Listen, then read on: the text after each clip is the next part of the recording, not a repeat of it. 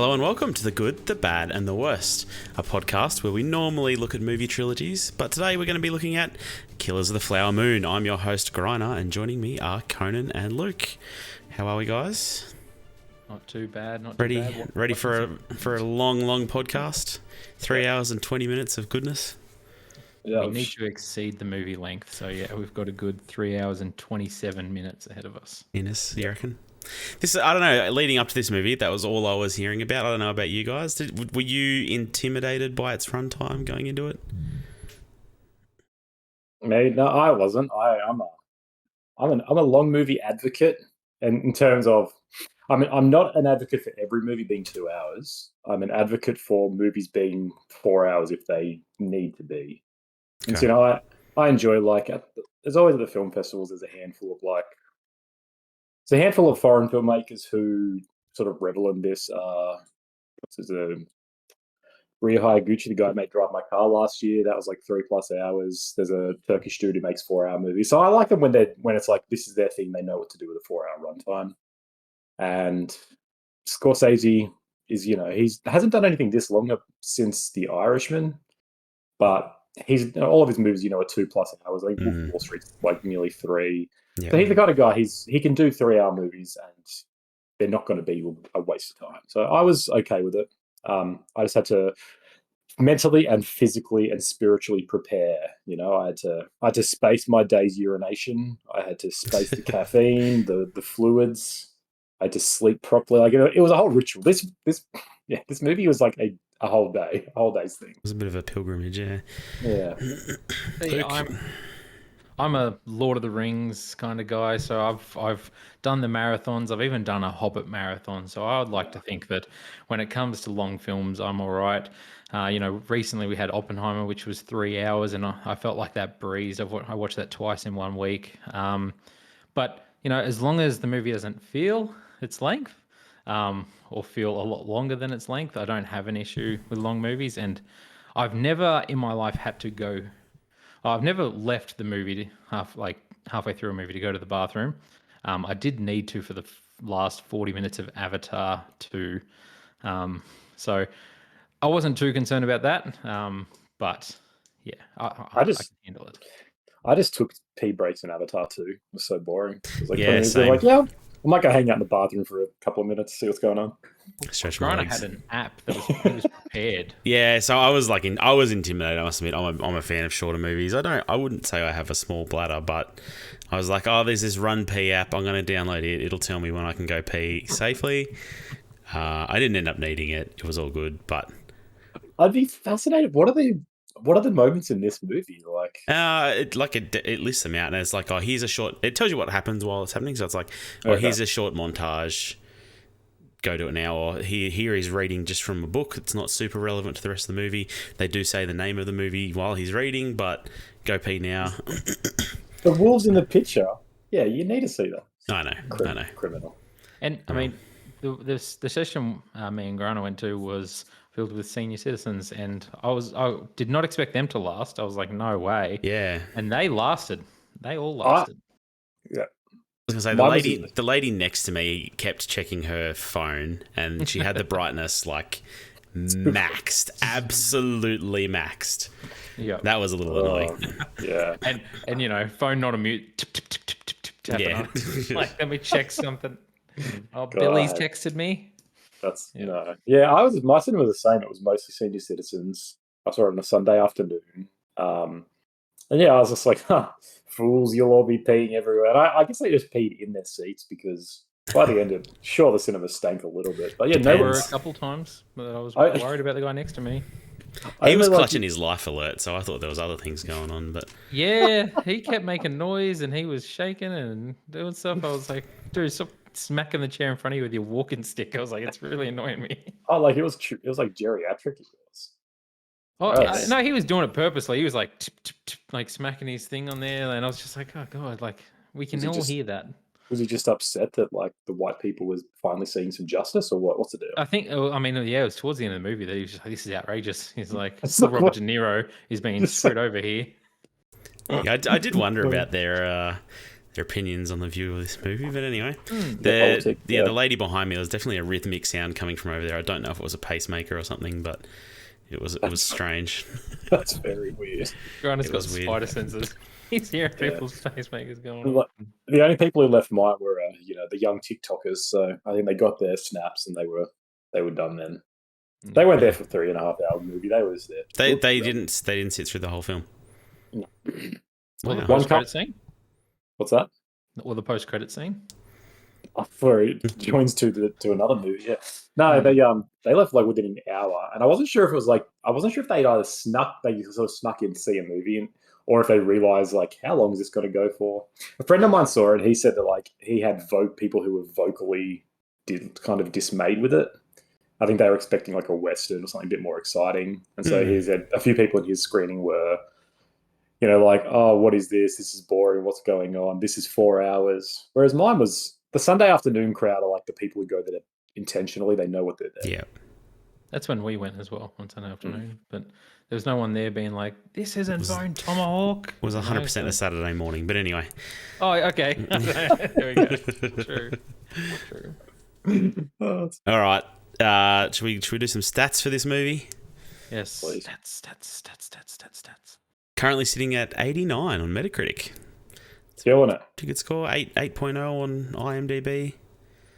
I didn't give Rotten Tomatoes the time of day. 93 on Rotten Tomatoes. There you go. $200 million budget so far has made $122 million. Ooh. It's a bit of a strange one though because it's going to be released on Apple in 2 weeks or something.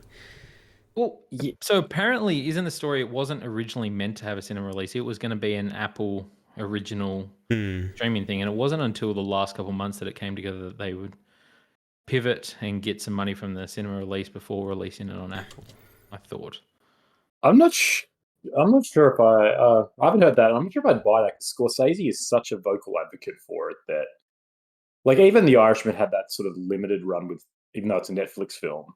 I feel like part of the whole deal with this was that it was gonna be, because all the marketing on this is like only in theaters, and so it's plugging the whole like this isn't day and date. This is meant to be a cinematic moment. So I mean, it could be, but I didn't see that anyway. Like, it is a bit of a it is in that weird spot where it's like this is an Apple one, and whereas a Netflix film would be. Like, they would put something on streaming for 2 weeks, just more or less to like give it Oscar chances. Yeah, I thought I can't see anything online when I've just done a Google. I thought I'd read that somewhere, but it was different seeing like the Apple Plus logo at the start of a cinema release. It was quite it was pretty disjointing. They actually haven't given it a date for Apple release, so maybe it isn't as soon as I thought it was. I think because their business practices, right? Apple is trying to be a little bit more legitimate in the eyes of everyone. I think they're trying to be a bit more prestige after the Coda win. Kind of trying to be HBO light. Like after Coda's Best Picture win in 2021, I think they've kind of like Netflix has never achieved that. So Netflix has kind of got a bit more of the whole. You just come to us like we're sort of separate from the whole industry, whereas Apple, I feel like wants to be partially like the movie producers because they didn't. Like they made this, but they distributed through Paramount, I believe. Whereas Netflix distributes their own films through cinemas. So it's like Apple isn't trying to do everything. They sort of know they're trying to do some parts, and they've just got different philosophies, I guess, what to do with it. Yeah. But this is definitely a movie that needs to be in the. I wanted to ask you guys: do you think, on one hand, watching this at home on Apple would make sense, right? It's 3.5 hours, so you can break it up and be like, "I'll do 2 hours tonight, an hour and a half tomorrow." Did you feel coming out of it though, like that it would benefit from that, or do you think it would be detrimental? Because to me, this is a movie that requires and necessitates one unbroken viewing. Really. I agree. And like coming into it, I wish they had an intermission. Why is Scorsese coming out against intermissions? What an ass! This needs an intermission. And then the more I thought about this movie after it was released, I'm like. The time, like the amount of time you have to sit there and endure this movie is a part of the experience of this movie, I think. Yes. Yeah. Definitely. I felt like that towards the end of the movie where it was like, okay, no, it feels like I've been on a journey. Like it's been this long thing. And to think, okay, 3 hours ago, I was at this part in the story, and it has felt like, like you've watched seasons of these characters going through this stuff till you get to this point, sort of thing. So yeah, I agree with that. Yeah. Yeah. And like it's interesting to think of it as a movie, right? Because a part of the discourse was that some people were saying, and there's a few people who still like this should just be a mini series. This should just be a 6-part series on Apple or Netflix or whatever. But it's like, no, part of Scorsese is one of the few filmmakers who knows exactly what a movie is and what a movie should do. And like making it a very, very long movie. Part of the reason is, like you say, it's forcing you to sit down into one sort of viewing and be consumed by it. Like that creates a sense of historical bombardment. And it's not trying to give you an actual history lesson because they skip years. Like the timeline in this is intentionally vague.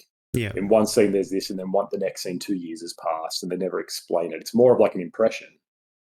And so on one hand, I wonder, I'm like, yes, it's good that that a streaming giant is funding a movie like this, but on the other hand, their platform is like antithetical to what this movie should be.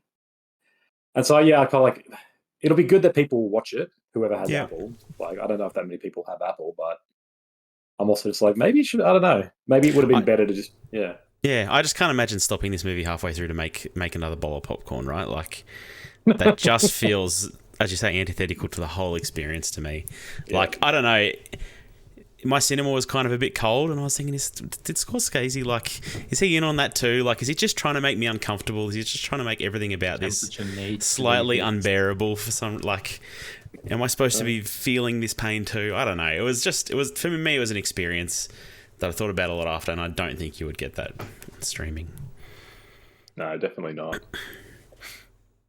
So, Griner. Yeah. Just a quick question for you. Obviously, we went and watched it together, and we went on a little date. It was nice. Based off like what you've said, then, do you feel like the longer you've gone since you've watched this movie, you like it more than when you first walked out? Yeah, I don't think I was down on it when we walked out, but I was like, oh man, I don't think I could sit through that again. It was too long. But man, I thought about this movie a lot this week. Like, this movie was on my mind. Yeah. Yeah, and I think, it's grown on me, I guess, in the last week. Yeah, because I remember one of the first things we said when we came out was like, I don't know if it needed to be that long. And then what you said was like, okay, yeah, well, I mean, to have that feeling, it kind of does need to be that long. I agree. I don't...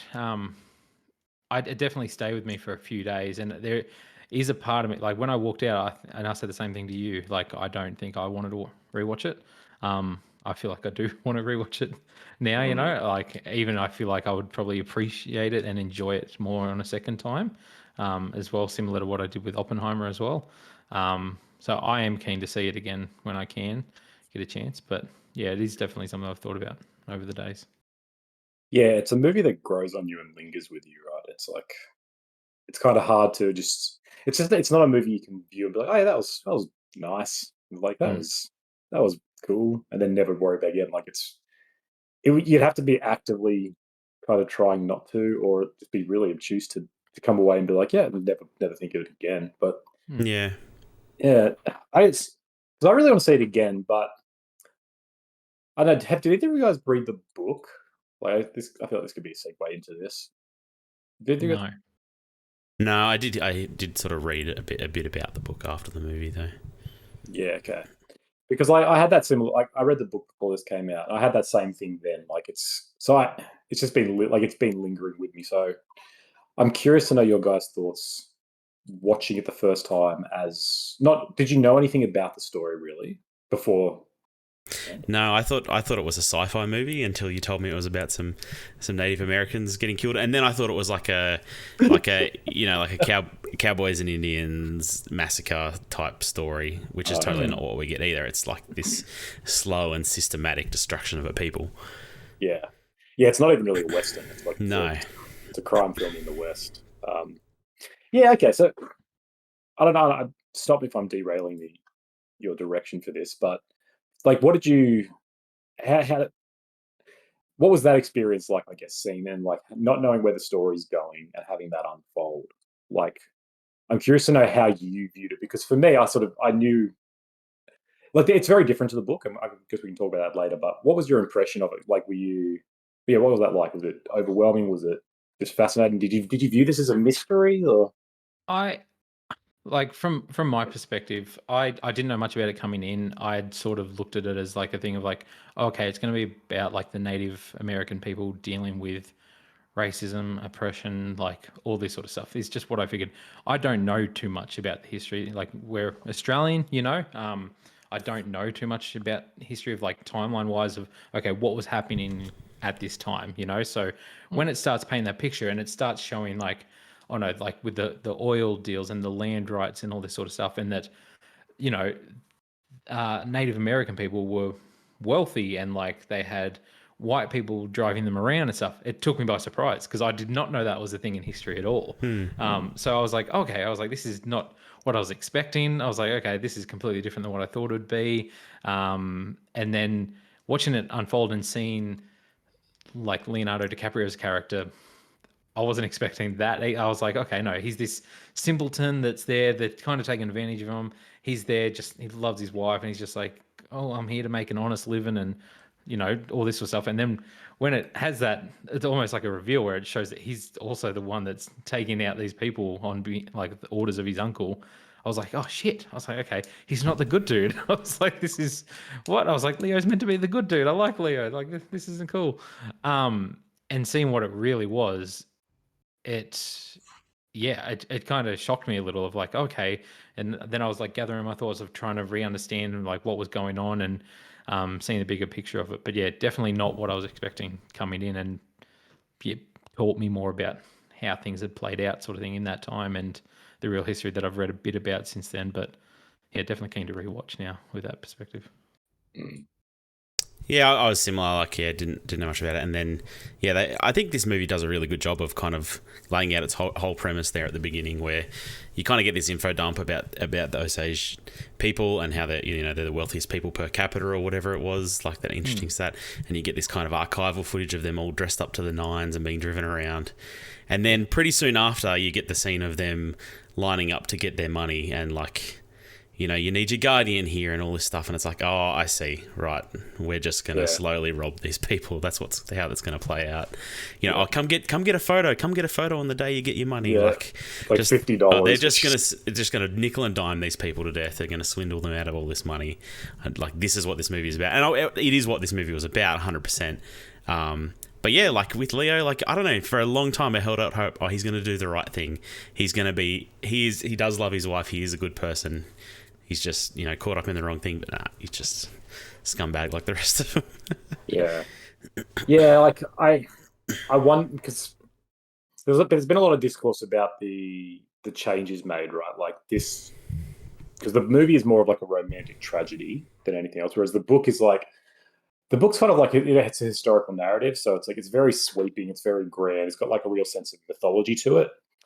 And the book's also half of, like, the subtitle is, it's Killers of the Flower Moon, the death of the Osage or something, and the birth of the FBI. So it's kind of like almost split into two parts, where half of the book is very much about Tom White and the Bureau of Investigation and kind of the mystery uncovering. So it's kind of like this political thriller combined with a history novel. And so this movie, the movie changed that and said, well, no, this is, Tom White is kind of he only comes in really in the last hour, I feel, and he's pretty important, but he's, there's nothing to do with him really. So he's kind of he's just kind of like the weight of time catching up with them. It's like, yeah, he's gonna come down and solve it eventually, but there's no sort of, you never follow his quest really. And I wonder, seeing it without knowing the reveal or the truth would have been really cool. But like, I remember reading the book and having that same thing where the kind of mysteries in the book too, where halfway through it starts to inform you that William Hale's evil, because that's a big change. It's really interesting. In the book, you don't find out that Hale's a villain until about halfway through. Yeah, right. And for a lot of it, you're like, oh man, there's one good white family here trying to help these people, and then it's like pulls the rug out. Whereas here, from the very get go, he's like, I love these people, but they're really rich, and we need to get the head right. So it's like, okay, you're bad straight away. There's like 30 seconds of you thinking, oh, he's the good guy, right? But yeah, it doesn't last very long. Next scene, he shows up in bloody Dr. Eggman goggles, and you're just like, nah. Definitely, he's got a super villain some shit. Yeah, because it kind of has the mystery, but it doesn't. Like, it reveals that mystery and creates a new villain, but it also then it keeps the Leo reveal till halfway through. But yeah, I don't know. Did you guys like that the direction? I guess without the reference point, it's a bit different. But you were happy with the direction it took, like the being sort of more of a focus on Molly and Ernest than perhaps anything else. It's kind of a weird question when you don't know that there was another frame point, I suppose. Like looking at it afterwards, I did read that the original screenplay was from the FBI's point of view, and it was like retelling what had happened, what they had discovered. But obviously they changed the direction. So what's interesting? Yeah, sorry, you go.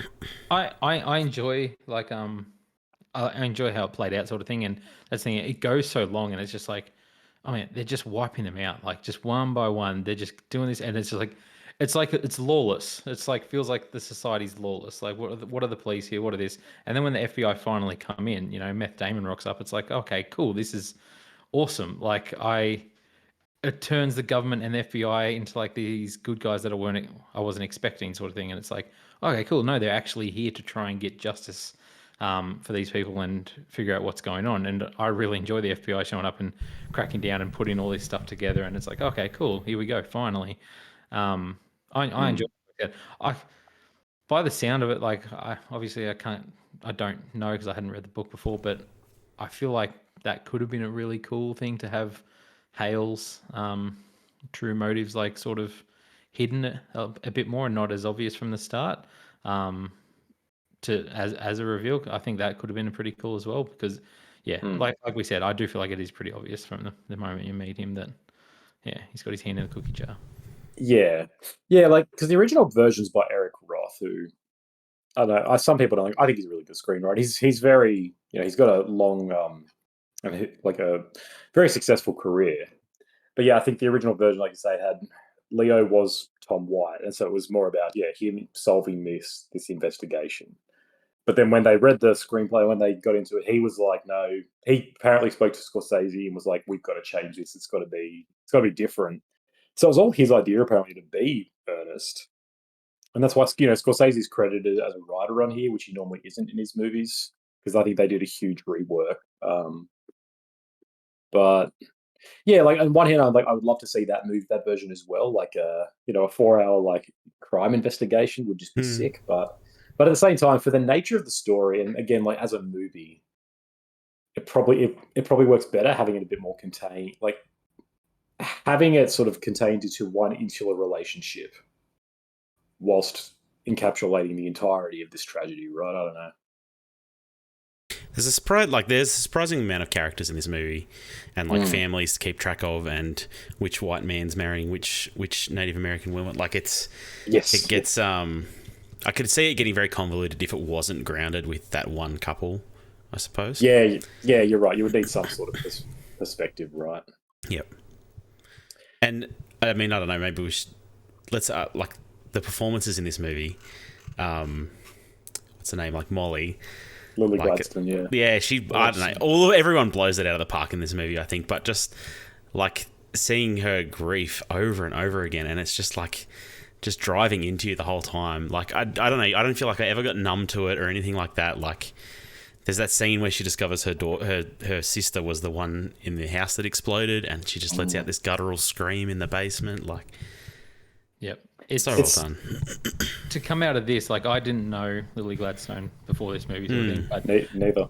From an acting point of view, coming out of this movie, her performance is the performance I was thinking of, and usually in a Leonardo DiCaprio film, he's the one that I'm thinking of coming out of it, and it was all her. Like for me, like I was like, she was so impressive, and like just felt so raw and real. Like she felt really real as that character, like it just, she did a great job.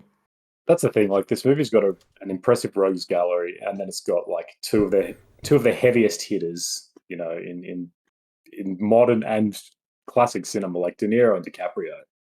As usually it was like those are the guys who carry it.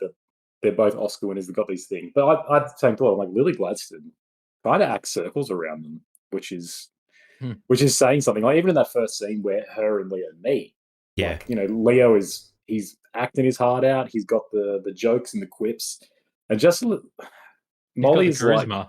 Like, exactly like, and like, and it's like, that's Leo. But then Molly's just like with one sentence, just kind of disarms him, right? Just cuts him down, and it's like, oh, this girl is, yeah, she's enigmatic, but she is kind of, she's just fascinating, and like her performance is really muted, right? Because like I say, it's a lot of grief, and besides that, she's just kind of quiet and very stoic, and like in that, and that's just in a hospital bed, and she doesn't get any sort of big flashy moments really, but it's that's where the strength is. It's like it's in these things that she doesn't say, or it's in these looks that she gives, or there's the tiniest little like slow blink. It's like, oh yeah, you're saying so much. Whereas De Niro's got the voice, he's got the southern charm, and he's got a classic sort of flashy performance in this. There's a lot of rambling and talking and getting excited. But yeah, Gladson's a friggin'. Like, I'm so excited to see what comes from this for her. Where she goes, a lot of subtlety with her performance. Like, yeah, super nuanced, like amazing stuff. Yep. But Leo, like, props to him. Like, his character is like, he's the dumbest guy in the room. He's so unlikable by the end of the movie. And I don't know. I feel like Leo's kind of come around on being, I don't know, like, Don't Look Up. He's a real nerdy kind of asshole in that too. And Once Upon a Time in Hollywood, like, he's not someone you look up to. He's not really like the movie star he once was. And I kind of enjoy these new roles he's taking on a bit. Like, him as Tom White is a very different performance, a very different movie. Yeah, and he's not the dumbest guy in the room. Then, like, he's not. Yeah. No, you're right. His role in this, it's kind of the perfect choice because, yeah, like for the longest time, his career was one of the hero, and he's sort of finally, I think he's comfortable enough now that he's got his Oscar to be like, I can play these more interesting roles. And so kudos to him for saying, hey, this should be about this, and I should be earnest. I should not be the hero. I should be kind of the sympathetic villain. Because he carries it so well. Like and he's kind of perfect for that because he's got the charm, he's got the handsomeness, but when he puts on his frown, his cat face frown, and like brings in that real life energy where everyone's a little bit like, is this guy a bit creepy? Is this guy a little bit weird that he keeps dating younger girls? Like, he kind of brings that sort of naturally permeates into this role for me. Yeah. Where it's like, we love Leo and you can't deny how great he is, but it's like, there's something questionable there. It's like, him as Ernest is like, yeah, that's 100% who you should be in this. And that's the thing. Like, I didn't even think about it. If he was Tom White, like, I feel like that original screenplay of being from the FBI perspective is more likely than, and painting him as the hero. But to have Jesse Plemons be that, it's perfect for Leo to be in this role. And I think that's, as you said, granted, like these last few films, that's what he's been doing. And I enjoy that now. I enjoy that. Yep. How did you guys feel about, why has his name just left my brain? George of the Jungle. Brendan Fraser. Brendan Fraser. How did you feel about his performance in this movie? Oh, don't start with this. No, I love him. I love him to death. I didn't like him in this movie. Well, he doesn't like you. That's fine. He felt a bit like the chicken from the Futurama. I don't know. It's just the lawyer chicken. It's anyway. I say. I felt. I came in and all I feel like I'd seen of this film. I'm not sure if I'd even seen a trailer, but I'd seen the photo of Brendan Fraser sitting in the courthouse. I'd seen all this stuff that comes usually in the third act of this film. I think actually is most of the stuff I saw from this, and so. And I kept hearing all these talk of Brendan Fraser, and I was expecting, I don't know, more. I was expecting like, okay, he's really gonna steal the scene when he comes in. And then I was like, oh, here we go, Brendan Fraser's here. I was like, this is like, I'm gonna see this now, and he doesn't do much. And what he does, I was like, okay, he's just yelling in like a Foghorn Leghorn accent. Like, he's not even putting on that big, like, he doesn't have an accent. No, it was just something about his performance. Voice. But it's I don't know. There was just he was fine, but I wasn't. Before you just brought him up again, I'd kind of forgotten that he was in the film again, which surprised me because he's only got like I think 2 or 3 scenes. There's the one in the court case where his first line is Is you're right. It's over the top. He's like, I demand. That's right. Yes, it's like that's like, yeah.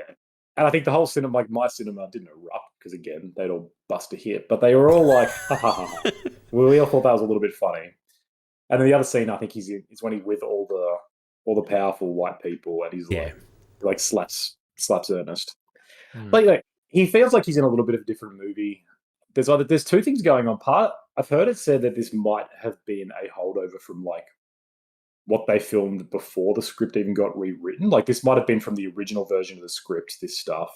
Right. So maybe it was a little bit more theatrical. I don't like, that's all speculation. But the whole third act of the movie feels a little bit like that. Like maybe this was already there. And, like it was, they just sort of transferred that over. And so maybe there was different folks. I don't know. It definitely feels like a bit of a change of tone in that third act, for sure. It does, yeah.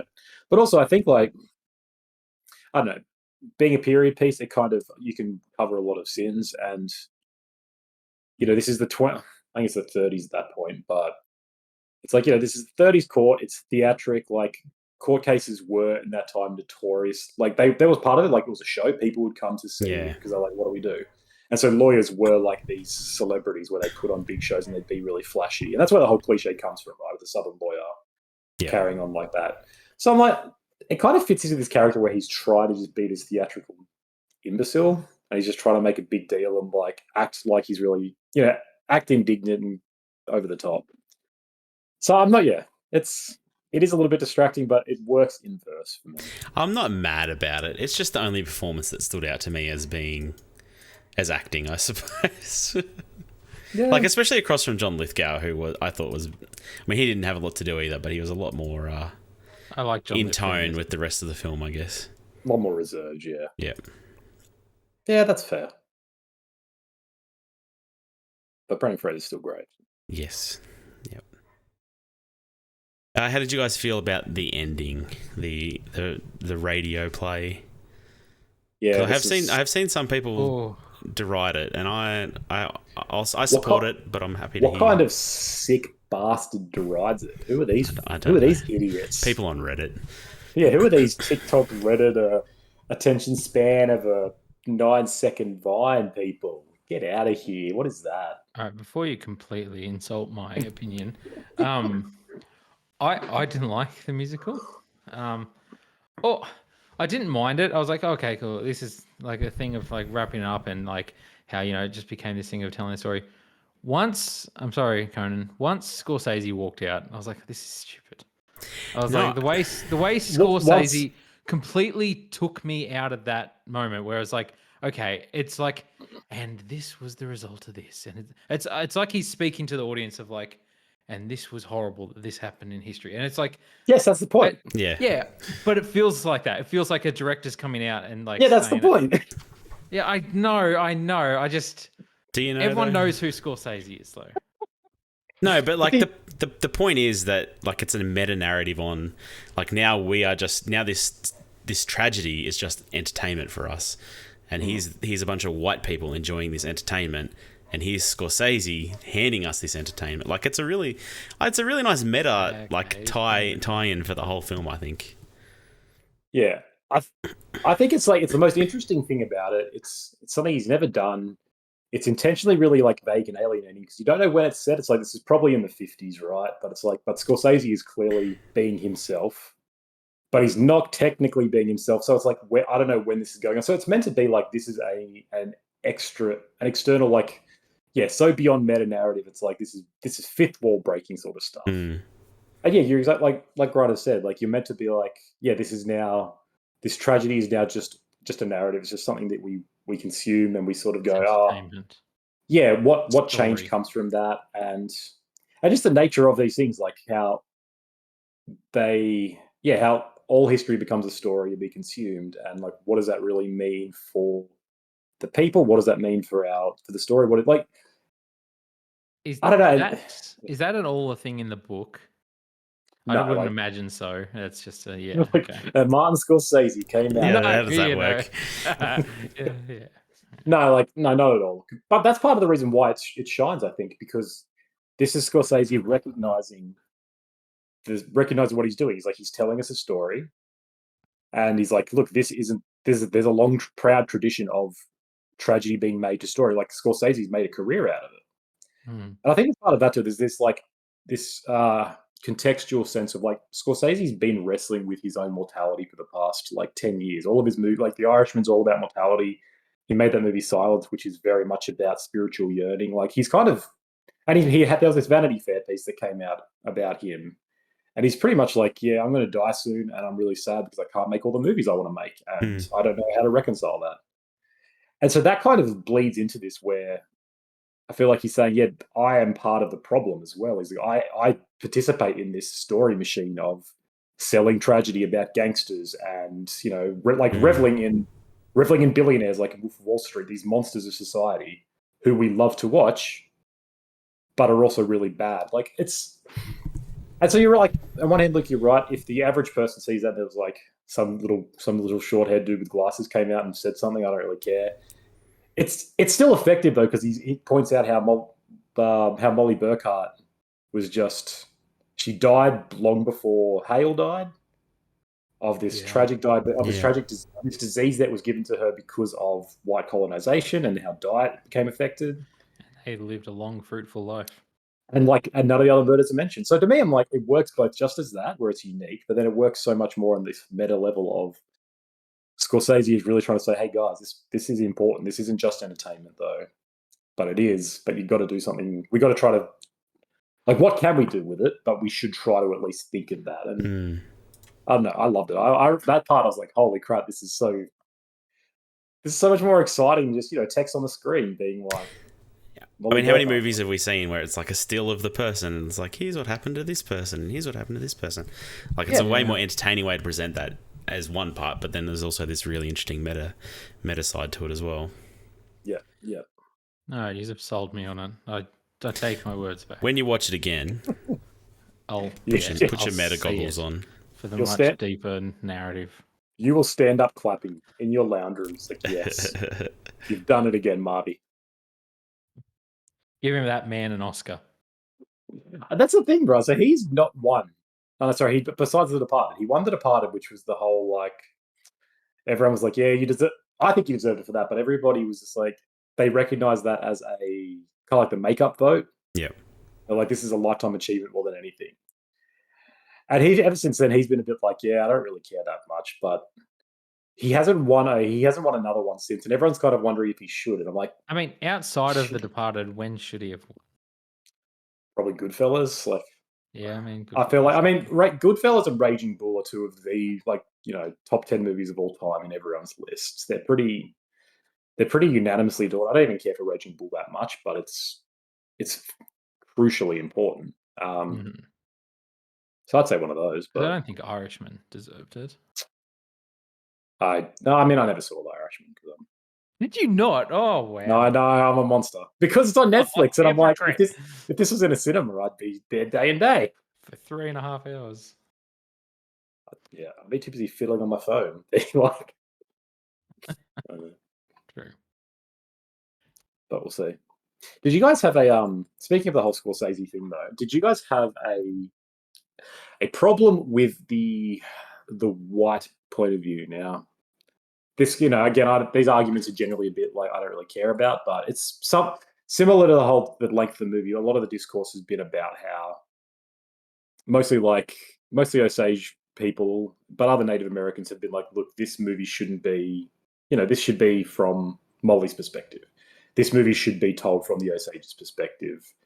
And, you know, some critics have been like, this movie is the classic white man savior thing where they're like, this story of the Osage people, it's actually a story about these two white criminals and these dumb white people. And they're like, oh, this is just classic whitewashing. Do you guys give those complaints any credence, or do you have an issue with it or feel that way? I totally saw Molly as the main character. The narrative, obviously she has less screen time and it focuses more on them, but I feel like the narrative is surrounding her at all times and surrounding what's going on. And either that's through the performance or anything like that, but she always felt to me as the main character that this story is based around.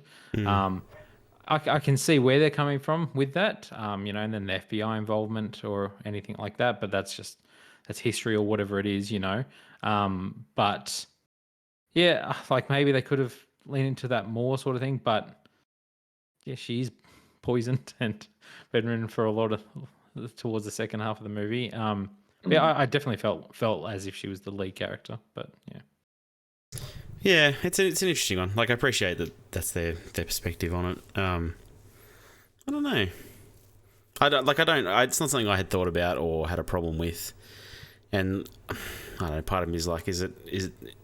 Would they have a problem with Scorsese being the director then? Right? Like, how far do we go with this? I think. Does that make a better film? I think as it's presented, it gets more eyes on it. It gets more awareness of it. And from that perspective, I think there's some value in that. But yeah, there is that take of like, we should have more native filmmakers making. Absolutely. Yeah, and that's fact. And so it's like, what would be great now, right, is if, because everyone's interested in this topic, yep, an Osage director or just a Native American director was like, we can make one about a different perspective into it.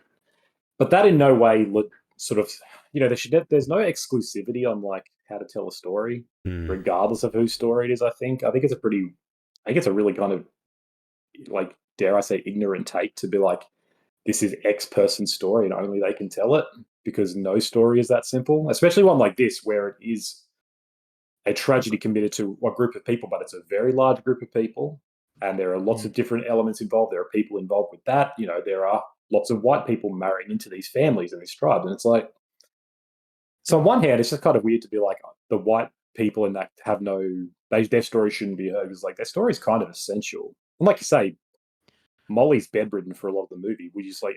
Was there an hour of the film that's just kind of her dreams or something? What is? And I don't know. What do you do with that? I guess just like, I get like, doesn't make it a better movie if it's told through that perspective. And when you look at it through what the story is, and it's like, okay, well, unless she knows that Leo and Robert De Niro are doing this from the start, then most of the movie would be told from a point of ignorance, of not knowing what's going on and just people dropping off. And like, that completely changes what the movie's like, because then it's like, okay, what's going on? All these mysterious deaths going around, and my husband's a bit of an idiot, and his uncle's really nice.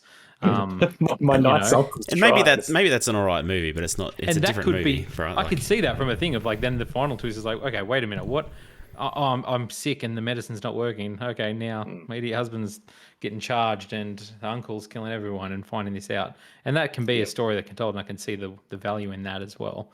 But yeah, I mean, the story that's being told here is the crimes that were being committed, and I think the best way to tell that is through the people committing the crimes, in a way. So yeah, I agree, and similar, like, to the earlier point, like Scorsese, I highly doubt anyone else making a film of this topic will be as good as Martin Scorsese, because there's just few filmmakers as talented as him. That's one point. But then, like, yeah, it'd be damned if you do, damned if you don't, because if he made a film as like, I'm telling this from the Osage perspective, there would be probably as much complaining, being like, why is this white guy doing that?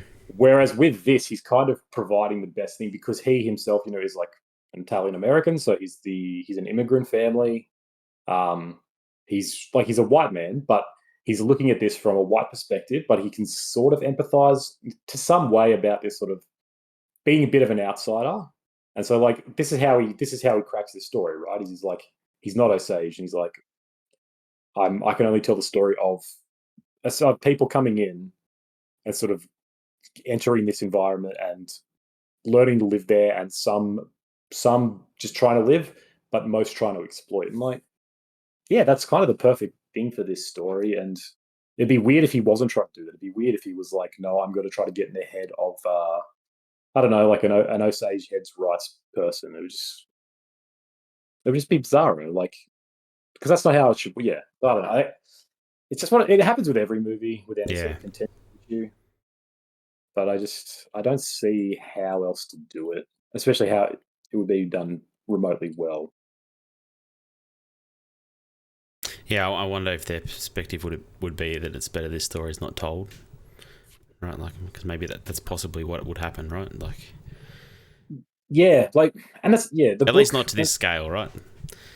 No, and this is what the book is a history book, or like half history, right? And so that's history text is a little bit different, where it's, like, hey, this is a record of as close as we can get to empirical objective fact.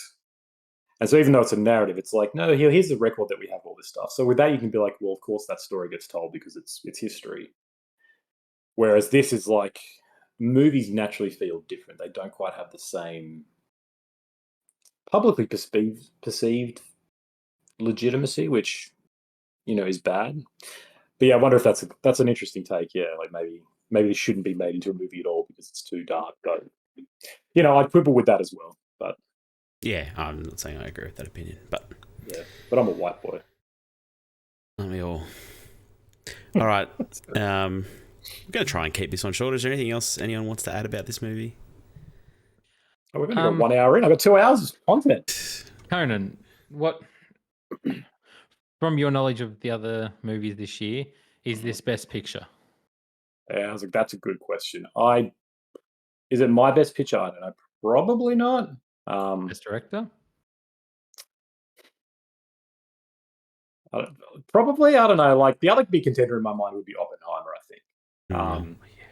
I haven't really gone through the year and actually looked at it properly, but like the other one comes to mind, like Oppenheimer. Oppenheimer will be a huge contender in all the technical categories. It'll probably clean up with like 7 or 8 of them. This might give it a bit of a run for the money with some things like cinematography. I don't know, like even like costuming. This will probably win. This will take it, I think. Stuff like that. Yeah. Supporting actors. Maybe. Yeah, I reckon Molly.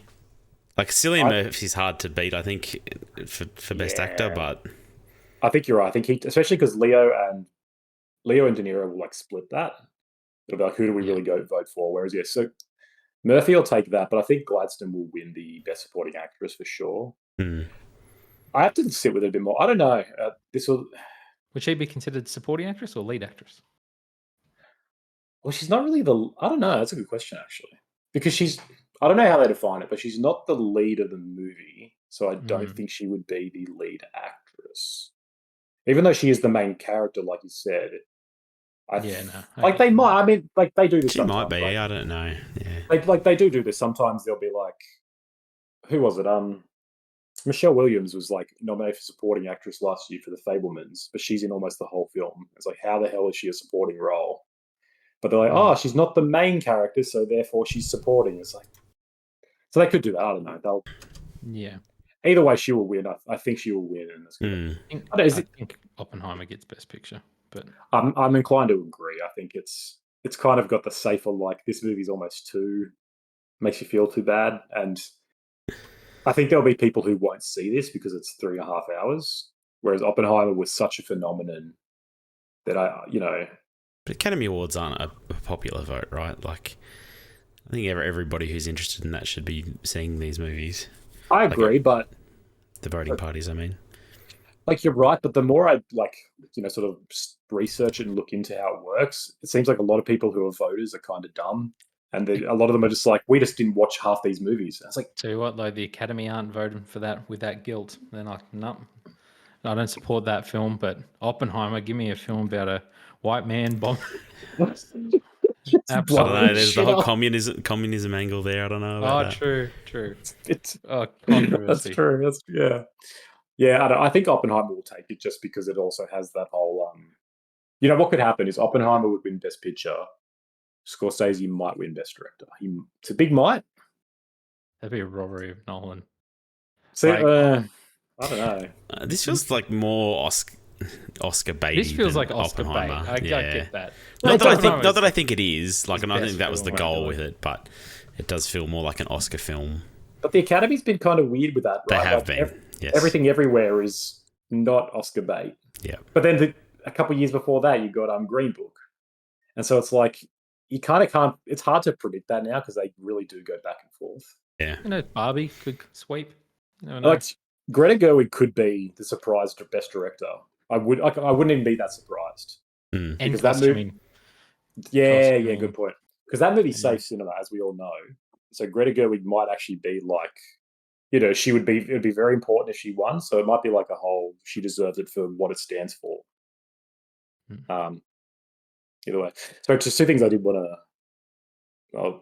I don't know what I wrote with one of them. The other one, I just wanted to shout out a couple of scenes quickly. Like those scenes that have like stuck with me still after a few weeks is like the death scenes. There's like the scenes with the owl appearing, and the owl's spooky. Yeah.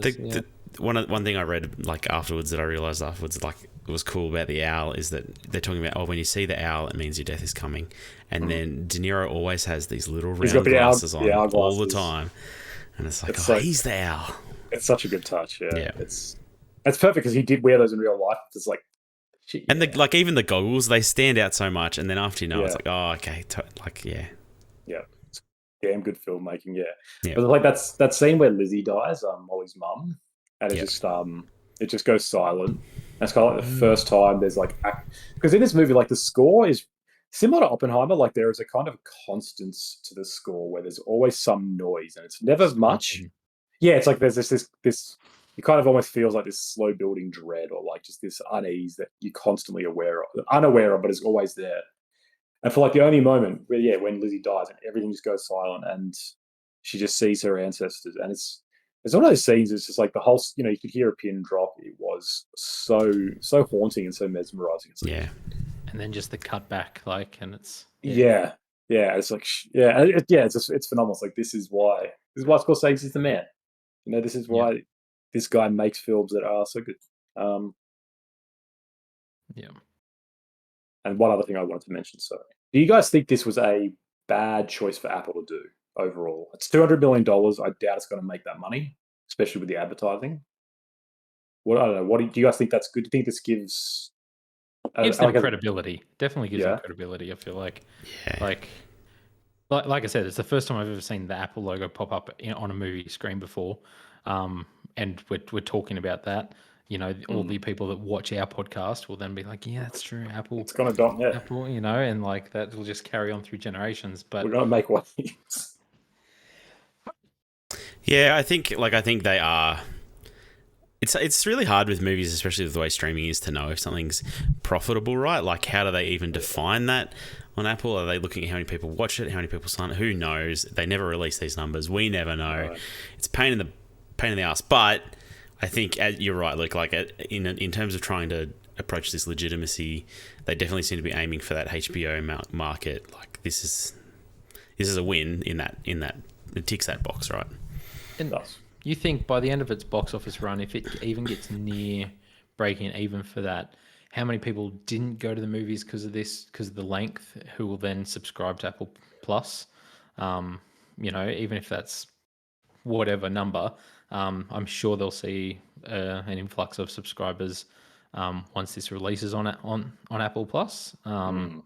And then people are going to stay to watch Ted Lasso, and that's just months and months of revenue. We had too much white guilt. We need some white, pride. They're very related properties, obviously. Naturally go from this to Ted Lasso. Yeah. No, that's all I had to say. All right, I don't know. Do we rate or rank? Did we enjoy this movie? Thumbs up, thumbs down? I don't know. What do we do at the end of this? Let's rank all of Scorsese's films. There's 26 of them. Departed number one, Killer's Family number two. Was this your favourite Scorsese film? I think Departed's still mine. So yeah, definitely not. Like this would be. I haven't seen all of his films, but this would be like Departed number one for me. Goodfellas number two. This would be number two for me because I think it might be the only other movie of his that I've seen. No, I definitely have seen others, but they were the bad ones. So interesting. Yeah, I've seen Irishman. I'm really excited to watch Irishman after seeing this. Where I see to find 4 hours to sit in my house and do it. The Aviator, terrible movie. Is it actually? Yeah, I didn't enjoy that. I didn't enjoy it. What about Gangs in New York? I haven't seen it. It's all right. Hugo, haven't seen it actually. Wolf of Wall Street, but I don't think this is better than Wolf of Wall Street in my opinion. Wolf of Wall Street was pretty good. But I need to rewatch that. Taxi Driver's better than this. What am I talking about? Of course. I haven't seen it. You've seen Taxi? No, I need to go watch Goodfellas and Taxi Driver after this, I think, actually. Bruh, yeah. Maybe Raging Bull too. I'd be interested to talk about Raging Bull, but we won't do that here. Yeah, I just wanted to watch The Departed again because I love that film so much. The movie's so good. I could always watch The Departed. Yep. Okay, well, thank you for joining us for the good, the bad, and the worst. Next fortnight, we are doing The Killer. The second in the Killer trilogy. Not of the Flower Moon. The Killer, David Fincher's new movie, out on Netflix. Check it out and listen to us discuss it. Should have been one podcast. Should have been over 3 killing movies. Could have. We just need to find one more killer movie. This Totally pod- killer. There you go. Kill a Mockingbird. This podcast is brought to you by a book written by Conan Clark, The Taste of Iron. Sequel coming out soon. Read the first one now. Ready for the sequel. One day to be adapted by Martin Scorsese. Maybe. Wow. That's a claim. It is. It's going to happen soon. First. It's a lawsuit. All right. Thanks for joining us. Tell your mum about us. Rate us on iTunes. And we'll catch you next time. Peace.